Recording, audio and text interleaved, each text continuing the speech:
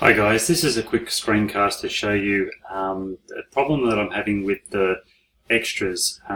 With the single charge doesn't seem to be working. So I'll just quickly run through it by creating a new booking. I'll make it a bit longer so it's multiple days. Put in a pen. So this is just a testing account at the moment. We haven't launched live yet. Put in animal,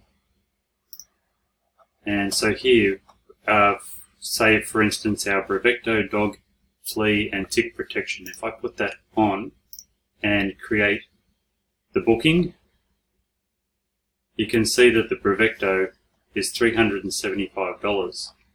Now if I go to settings and then go to extras,